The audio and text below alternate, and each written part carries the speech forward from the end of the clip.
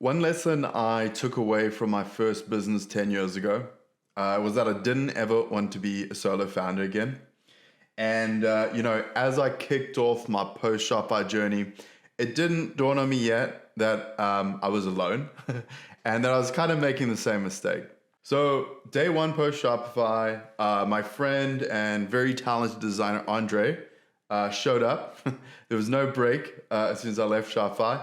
And we got right into building the new website for our store, Bill and Cleaver. By the next afternoon, we'd hired a developer. And then throughout the week, I checked in with a media buyer, a photographer, a freelancer helping with the emails. It felt like things were really moving. But as I kind of got into week two, I had the goal. I was going to figure out the copy for our website, dive into our email automations, dive into our ads. I just kind of looked at everything we had, and I hadn't looked at this stuff in quite a while. Everything's a placeholder until it is. And it just hit me. The gaps were pretty immediate. It was unclear who the customer we were talking to was.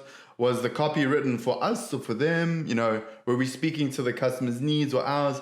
And the inconsistencies just kind of drove me crazy. The question of how to accelerate growth was very, very clear. That's the upside to this. All these little broken windows, all these little challenges, that's the key to real growth. So I got on a call with my friend Santa.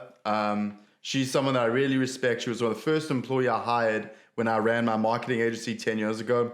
She's built many businesses, D2C businesses, and she really is able to get to the core and the passion of the business and how to tell the real story. And I really needed her clarity here. The also advantage was she'd literally tried my products for the first time the week before for some reason. I don't know why it took so long. So she really understood the product at that moment in time where I was asking her for help.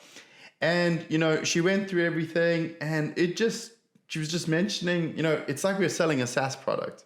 We were talking about our sales. We were talking about meat a lot. We were talking about beef jerky sometimes. And our customers don't care about beef jerky. When you taste our product, it's the last thing on your mind, And she just got me so fired up about this and thinking about it. And, I came away from it inspired, but I also realized I was really missing that co-founder, that person that's way more uncomfortably and talented than I am. Being the only person working in the store is not going to make it successful. And it's probably not what I want to do too. With my eyes closed, the business does 10K in sales. The loyalty of our customers is off the charts. Years ago, I even tried to build a competitor to Bill and Cleaver. I had a fancy domain I paid a 5-figure sum for. I had high-end photography, better website, better packaging. I even had the playbook from an already successful brand, but I could not steal customers from Bill and Cleaver. And that was something people were saying in the ads. They're this stuff, these guys are fancy, but I don't know if they real South Africans like Bill and Cleaver.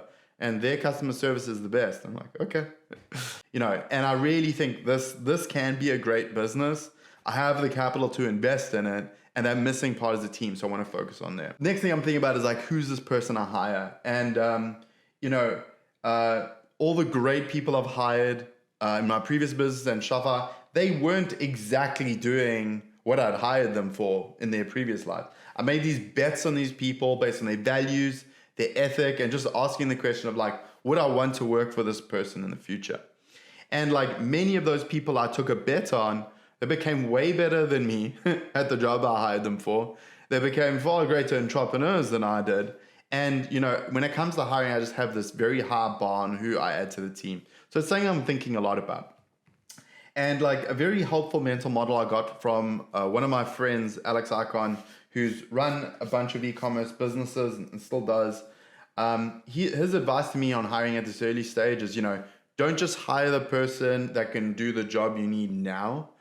You want to be able to hire that person that can hire the next 5 people your business needs. So, as I think more and more about it, I'm kind of looking for a co-founder here.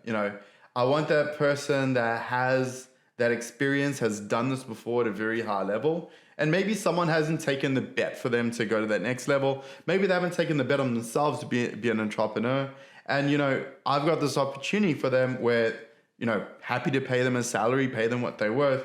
And they have all this upside of they can essentially become an entrepreneur. So What am I trying? Right now, I posted a job posting on LinkedIn and got a couple interesting bites and that sort of thing. Also, just trying to use video to do this just because, you know, when I'm hiring, Bull and Cleaver isn't a household name. It's not like when I was hiring for Shopify. I don't have the household name of Shopify or the comp to offer. So I've got to be creative. I need to put my face out there. That's what people are investing in, you know. Second thing I'm doing, a friend that's a Bull and Cleaver customer and former Shopify colleague and a great recruiter, Carl Cassis, is helping me, and he's really helped me found a bunch of folks that are pretty great. And then I'm trying some non-traditional places to post, either finding people are moving from other careers onto the growth side, or people that have experience that are looking for remote jobs and that sort of things. So some of the things I could use some help with. First of all, please take a look at the posting. I'll probably leave it in the description. If you have any feedback on how I can frame it better and capture some of that hand-waving stuff, I hopefully communicated here in video. If there's any people you would recommend me chatting to, I would love an introduction. And, you know, if you've hired for similar roles to this in the past, like, I'd love to hear your advice. Thank you.